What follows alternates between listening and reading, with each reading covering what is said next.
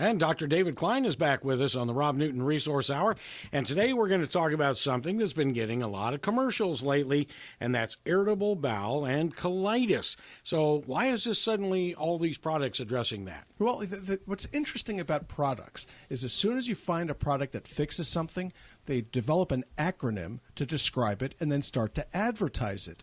You know, ED wasn't around until Viagra was introduced, right? Okay, before then, we used to call people impotent. You know, and so, well, gee, there's nothing we can do about it. It's all in your head. As soon as we were able to treat it, we gave it a disease name, an abbreviation, and promptly the commercials were all over us. And that's what's happening here. So we have irritable bowel. Well, people have had problems with their gut for years. For as long as we've been around, we've had these problems.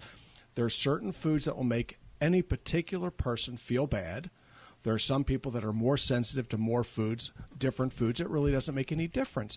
But when you have an allergy, you know, somebody walks into your room and they have just the wrong perfume on. Either it's because you recognize somebody else wearing it, in which case, you know, it's a psychogenic issue, or you might be allergic to it. Your sinuses become boggy. Mucus starts to kick out. This is an allergic reaction. You recognize that in the sinuses. If you get stung by a bee, it swells up. If you get hit by poison ivy and your skin swells up, you can see it. But you can't see it so well when it's on the inside of your gut. So there are individuals that are allergic to things like gluten. Okay, well, it's a spectrum disorder. Some people are mildly allergic to it or sensitive to it, and some people are just awfully sensitive to it and bleed out their bottom when they're exposed to it. It's the same glycoprotein, but a spectrum disorder. Some worse, some not so bad, some minimal, some awful. Well, inflammatory bowel disease runs the same spectrum. What is it that causes the gut to become inflamed, aggravated, reddened, and spastic? Okay, well, it could be something as simple as cornmeal. There are people that have issues with the gluten that's in corn. They may have issues with the tiny little seeds that are in cucumbers or the glycoprotein that's around the raw cucumber. They may become bothered by things like strawberry seeds. And what does this do? They get caught in the gut, set up an inflammatory reaction like little glass splinters, and then all of a sudden you end up with local areas of inflammation, infection, aggravation. And what does the gut do when it becomes inflamed or infected? It stops moving. So you end up with local areas that where the motion called peristalsis, it just kind of stops. Or the coordinated peristalsis changes, and now it starts squeezing in the wrong direction. This happens. It really, really stinks when it happens to be you. So what do? Well, some individuals can't handle a dairy, or they can't handle this, or they can't handle that.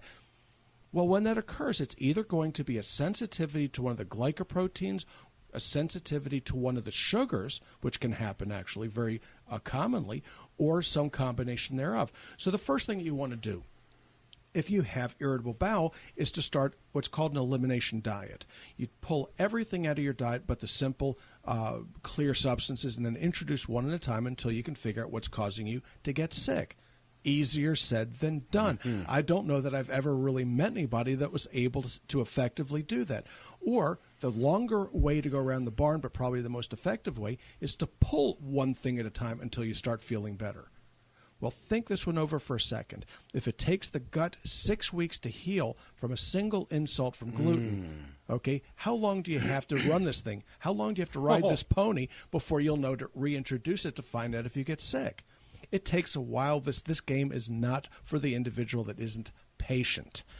Faster way around, okay? Digestive enzymes. And this is the sort of thing that people take without really knowing why they're doing it, without really knowing what they're doing, and some people luck into it. They'll find the right product with the right enzyme mix, and then all of a sudden they start feeling better until the product changes. And in which case they start getting sick all over again. You know, it's almost like going to Las Vegas. If you know what you're doing out there and you like playing slot machines, you always play the ones on the end. Why? Because those are the ones that have the highest payout ratio. But you don't go stick your quarters in the one that just paid the $1 million. It ain't going to happen anytime too soon. That's where your attention goes. That's the way this thing operates. So what do? Irritable bowel, colitis. Colitis is a little bit different. Irritable bowel, small bowel, colitis, large bowel. When the colon becomes inflamed, it's a whole lot more serious. Now, this can be autoimmune. This can be infectious. Okay? can be a little combination of both. So individuals with ulcerative colitis, okay, they're usually put on antibiotics, and they'll get better for a period of time, then they get worse. They get better for a period of time, and they get worse. They change antibiotics, they get better real quick, and then worse real quick, which is telling you, okay, that they're not clearing the infection. Now, why would this happen? Okay, the colon has these little pockets called haustrum. When these pockets become full of pus, when they become full of debris, when they just don't move, the infection can't be cleared. So it's like having a 6-foot-long pimple, okay? Each one has all these little teeny tiny pockets along the way, and unless they all drain out, the infection comes back.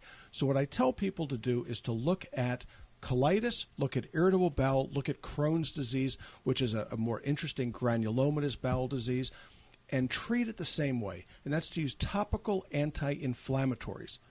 Now, that ought to raise an eyebrow or two. How in the world do you put a topical anti-inflammatory into the gut? And the answer is really simple. It's a tube. Okay, so you do it from the inside out. A topical anti-inflammatory can go from the outside in or from the inside out. In this case, the inside out works.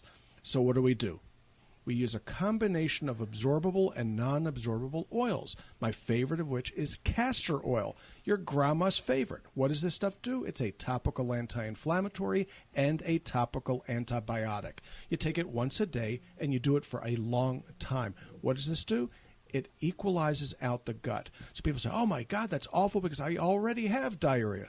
If you have diarrhea, it firms it up. If you have constipation, it loosens it up. It's the great equalizer. Okay, it's like the IRS of the gut. It takes from the rich and keeps most of it and gives some of it away. Makes it look good. So what else do you do? So you got your castor oil. There's something called CLA, which stands for conjugated linoleic acid. What does this stuff do? It's another topical anti-inflammatory. And you take a lot of it. You may be taking 2 capsules 2, 3, 4 times a day to topicalize from the inside out. The good news is if you're fat, you'll lose weight with it. You got to love this stuff, okay? You will be pooping rather loosely, but that's okay. Why? Because you need to do that. It's like putting butter on a burn. This stuff actually works quickly. And so what do we have now? We have castor oil and we have CLA. Well, what do you do for those individuals, and there are lots of them, that have irritable bowel, Crohn's disease, they may have ulcerative colitis, but they also have obstipation, which is alternating constipation and diarrhea. Again, what you do is you add flaxseed oil to it, not to be confused with flaxseed. If you have irritable bowel, don't ever take ground flaxseed. That's one of the biggest mistakes you can make. You might as well suck down cucumbers and corn along with it, because those little seeds get trapped in the haustra of the colon. But flaxseed oil is a wonderful cathartic. You take 2 grams of this stuff at bedtime, and it will clean you out the next day. If you can decrease the transit time, which is to say that you decrease the time from tooth to tush, okay, you will eliminate these toxins that are causing this issue, and over several months to a year or so, the problems are often reversible. When you're able to do this and you have ulcerative colitis, the antibiotics work better.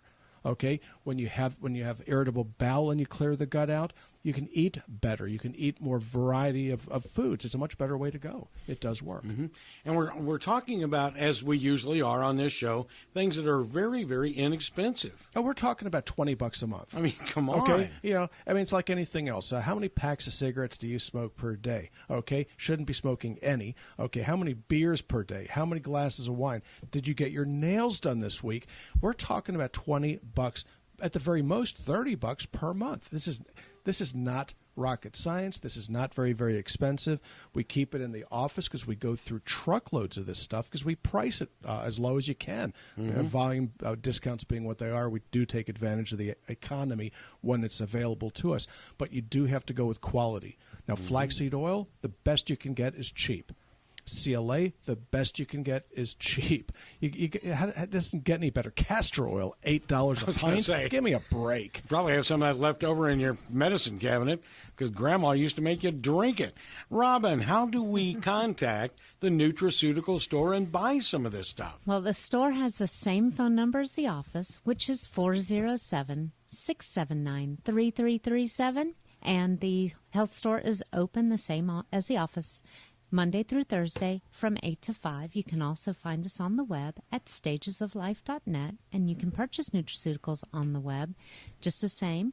But we'd love for you to come in the office as we run some specials that aren't on the web. And you can also find us on Facebook at Stages of Life Medical Institute. Like us, and we'll give you some neat information there. All right, very good. And remember, it's stagesoflife.net.